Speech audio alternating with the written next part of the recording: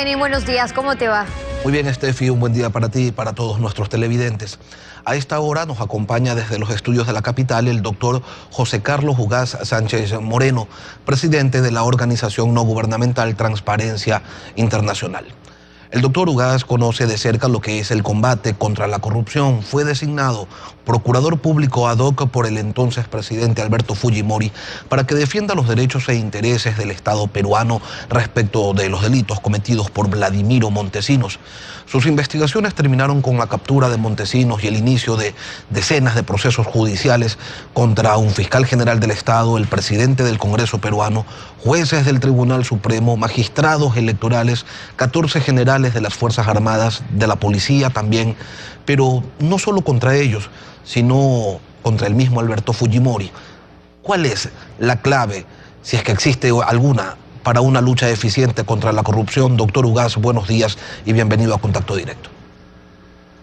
Muy buenos días. Bueno, la primera lección que sacamos del proceso peruano es que para llevar adelante un exitoso proceso anticorrupción se requiere voluntad política, y esa voluntad política es deseable que provenga del liderazgo más alto de un país. Lamentablemente, liderazgo ético y anticorrupción muchas veces son elementos contradictorios, y en esos casos entonces lo que debe ocurrir es que la ciudadanía, la opinión pública y los liderazgos alternativos deben de alguna manera hacerse presente, que es de alguna manera lo que estamos viendo que ocurre en la región. Si miramos lo que está pasando en Centroamérica, en Guatemala, en Honduras, en República Dominicana, en el Caribe, lo que está pasando en Brasil, en el propio Perú actualmente a raíz de este emblemático caso Lava Jato que ha impactado en 12 países de América Latina y 2 países de África, es precisamente eso, una ciudadanía movilizada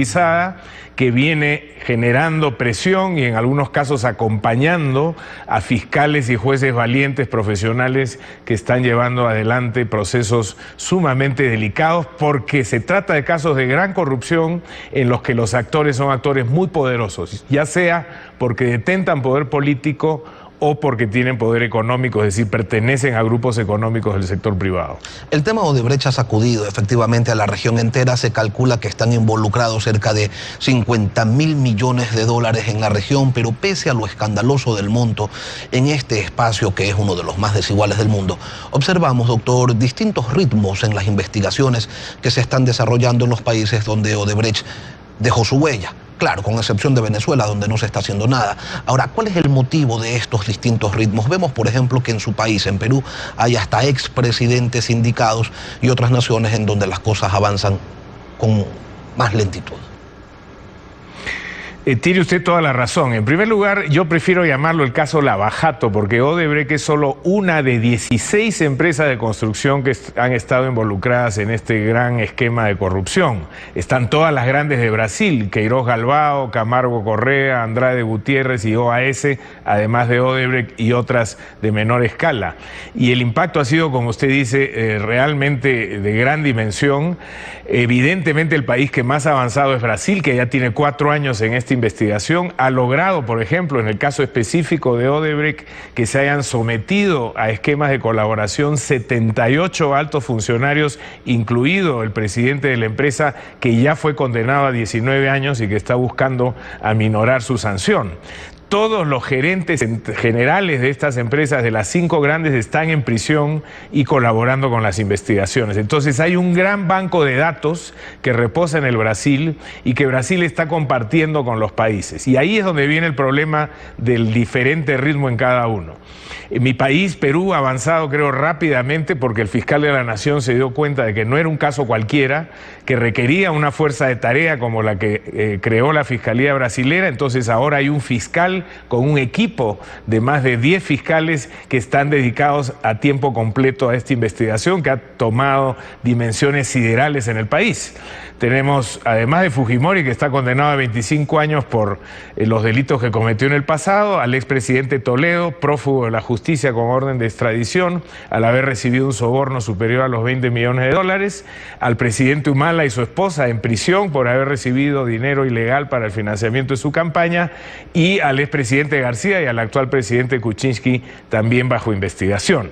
Yo diría que después de Perú, los países que más han avanzado, Panamá ciertamente ha tenido un avance interesante, aunque lamentablemente el esfuerzo de la fiscal general de la procuradora Porcel no está siendo acompañado por una justicia que todavía está vinculado al pasado de Martinelli y está obstruyendo las investigaciones. En países como Guatemala, la CICIG también ha logrado avances importantes, al punto que ahora que iba a investigarse al actual presidente Jimmy Morales, para evitar la investigación ha declarado persona non grata al comisionado y se ha creado un escándalo internacional que felizmente ha sido detenido por la Corte Constitucional.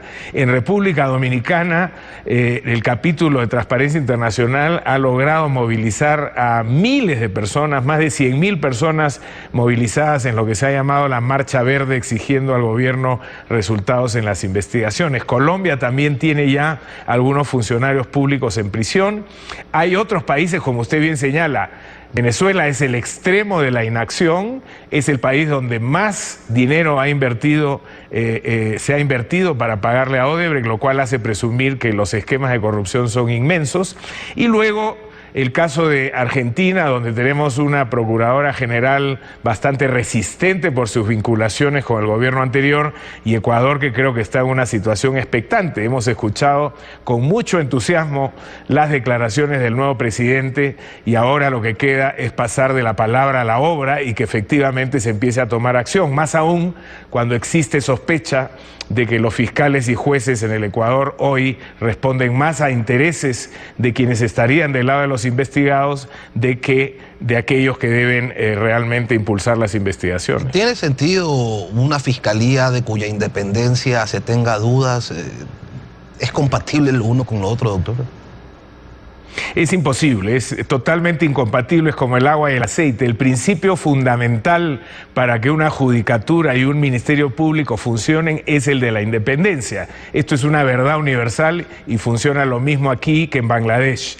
Por lo tanto, si usted tiene fiscales que han sido nombrados, digitados políticamente, más aún, si la cabeza de la fiscalía tiene una relación estrechísima con el líder del gobierno anterior y con personajes que hoy día están siendo investigados, como el vicepresidente, es muy probable que estas investigaciones no avancen. Entonces creo que es deseable, y me parece que el presidente ha insinuado una ruta interesante con la consulta popular, que se proceda a la renovación de los cuadros investigadores tanto de la justicia como de la fiscalía. La delación premiada o atenuante trascendental es la figura legal de moda en América Latina. A estas alturas, centenares de ciudadanos en la región se han acogido a esta en el intento de reducir sus condenas. ¿Qué tan válido llega a ser, doctor, en un momento dado que quien ha cometido un delito se beneficie? En el Ecuador, por ejemplo, así lo determina el Código Integral Penal, de una reducción de hasta el 90% de la pena. Mire, la delación premiada, que nosotros llamamos colaboración eficaz en varios otros países, el Perú entre ellos, ha demostrado ser una herramienta sumamente eficaz. Cuando usted tiene crimen organizado, la mejor forma de poder desbaratar ese tipo de organizaciones es con información que viene adentro, de personas que deciden finalmente apartarse de la organización y colaborar a cambio de un beneficio. Es cierto que en nuestra parte del mundo no ha habido una tradición de conversación y negociaciones con los investigados.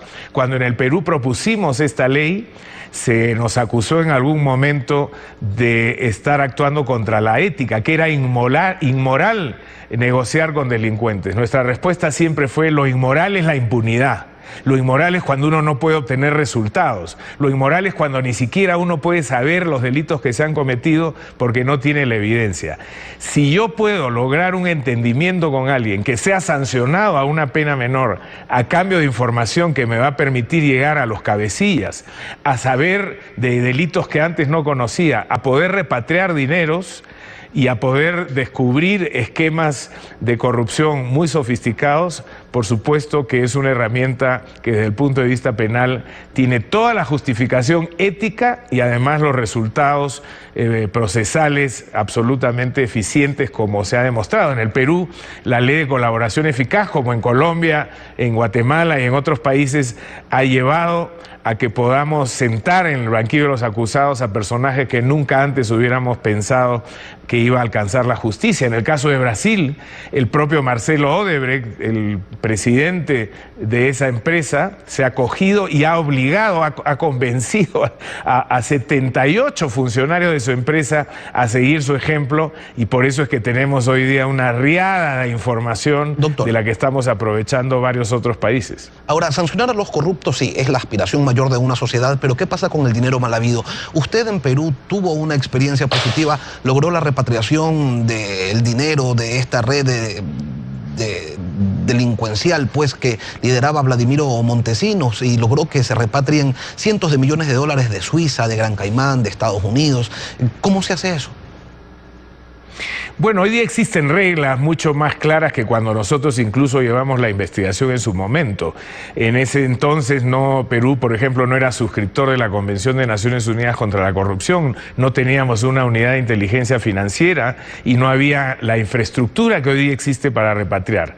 La prueba es que en los casos de gran corrupción del pasado, el de Indonesia, el de Filipinas, el de Nigeria, se demoraron décadas en empezar a repatriar dinero de los suizos en pequeñas cantidades. En el caso nuestro, logramos tomar contacto muy rápido con las autoridades suizas y eso nos permitió repatriar en un tiempo récord de muy pocos meses 45 primeros millones de dólares.